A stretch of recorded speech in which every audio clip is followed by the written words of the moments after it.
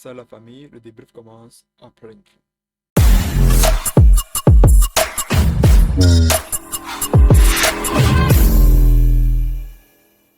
Chelsea aujourd'hui perd contre Aston Villa. Un match qu'on s'attendait à ce que Chelsea au moins se dévoile ses cartes. Même si c'est que depuis le début du championnat, on essaie de prouver le club, mais ça ne donne pas. Aujourd'hui encore, ils ont prouvé qu'il manque quelque chose. La concrétisation. La concrétisation, ça ne marque pas. Quand tu regardes aujourd'hui la formation de Chelsea, tu te dis qu'ils peuvent gagner toutes les équipes, mais pourtant quand ils produisent ainsi le jeu, tu vois bien qu'il y a un laxisme au niveau de la finition. La finition à Chelsea, c'est un grand problème. C'est un grand problème. Je regarde un peu seulement la passe que Sterling fait à Nicolas Jackson. Quand il a le ballon, Nicolas Jackson se regarde, il communique. C'est ce qui me plaît avec Nicolas Jackson et Sterling, Nicolas Jackson et Mudryk, c'est que c'est un joueur en avant-centre qui est prolifique. C'est un joueur en avant-centre qui peut venir faire le 1-2 et combiner. Donc quand il regarde Sterling, Sterling le regarde, il part de le ballon, il récupère, Sterling part à essayer d'annuler le hors-jeu. Parfait. Il entre. Mais le problème c'est quoi? Il attend Nicolas Jackson. Pourtant, quand tu vois un ballon comme celui-là et tu es rapide, essaie d'entrer plus en profondeur pour finir l'action.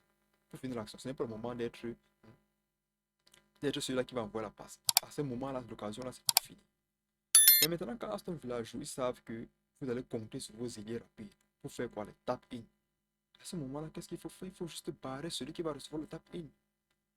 Aussi simple que ça, le BA, pas. Parce que quand tu regardes comment Unai Emery a réussi à faire en sorte qu'aujourd'hui Nicolas Jackson ne trouve pas les positions pour tirer, c'est remarquable. C'est remarquable. L'équipe a bien joué, mais le coach a aussi mis la mentalité qu'il fallait, les tactiques nécessaires pour faire en sorte que Chelsea aujourd'hui soit désarmé. Nicolas Jackson le ballon, on le laisse. Pourquoi? Parce qu'on sait que même si c'est qu'il a la vitesse, il va faire le 1-2 et il va essayer d'aller chercher le ballon de bon. Donc ce qui fait que quand il a le ballon, on essaie plus de recouvrir celui qui va jouer le 1-2 avec. Maintenant, quand il a le ballon, il cherche Enzo Fernandez qui va essayer un peu de être celui-là qui arrange. Enzo Fernandez pour le ballon, il oublie de remettre à Gallagher. Pourquoi? Parce qu'à ce moment-là maintenant, on a Nicolas Jackson qui est barré, il n'y a plus de combinaison à faire. Remettre sur le couloir pour essayer de faire la course avec Mudryk ou bien Sterling. À ce moment-là, on essaie juste qu'ils sont ces joueurs-là qui n'ont pas la puissance de frappe à distance, sont ces joueurs-là qui vont essayer d'entrer dans la surface de réparation, faire la passe en retrait à un joueur. Le style de jeu de Chelsea aujourd'hui manque tellement de détails, tellement de détails. Mais on va pas rester là. On va pas rester là. Quand tu regardes aujourd'hui Martinez, Martinez c'est un champion, c'est un bandit. Martinez à la Coupe du Monde a traumatisé Kylian Mbappé. Il a traumatisé Kylian Mbappé. Kylian Mbappé a marqué 2 buts, oui, mais je pense que jusqu'aujourd'hui, il doit rêver de Martinez. Surtout le but qu'il a retiré de Kolo Muani. Quand tu regardes aujourd'hui Martinez avec ces sauvetages-là, tu comprends pourquoi Aston Villa aussi arrache ces 3 points à chaque fois. Très belle performance de sa part.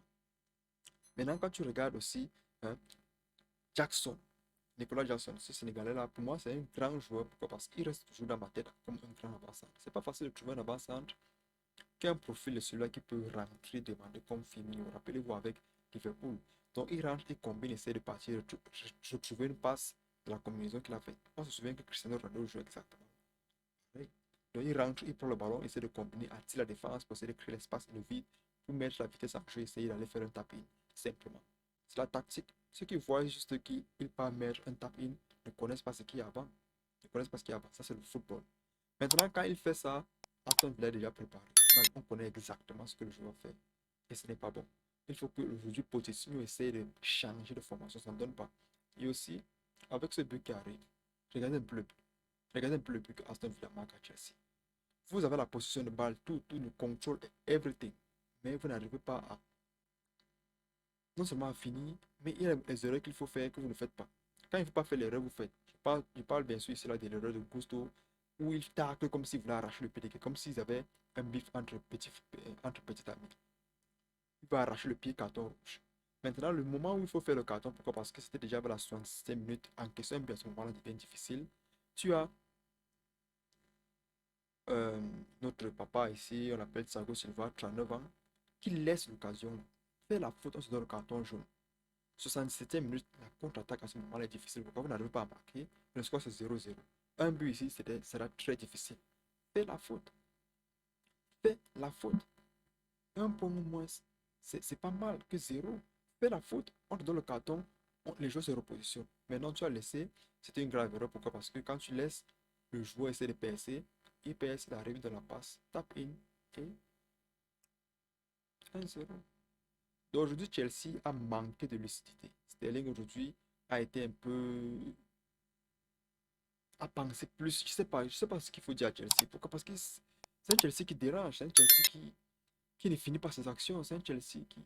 On voulait voir vraiment Chelsea cette année avec Tottenham. Pourquoi? Parce que le match Tottenham-Arsenal, c'était un grand match. On voulait voir on voulait voir Chelsea aujourd'hui avec les Tottenham, Manchester, les grands clubs Big Six réagir. Mais pourtant, ils souffrent. Pourtant, ils souffrent.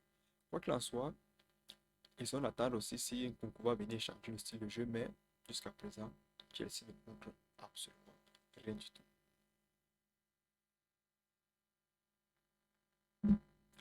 Le grand match qu'on attendait ce week-end, les amis, c'était le match de Arsenal contre Tottenham.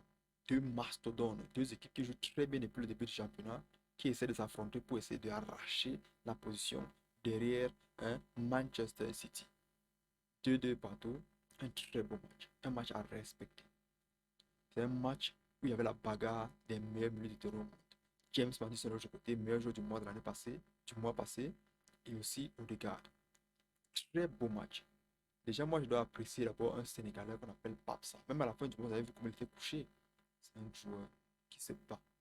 Et c'est un joueur que le coach doit vraiment respecter, mettre en lumière. C'est un joueur qui se bat.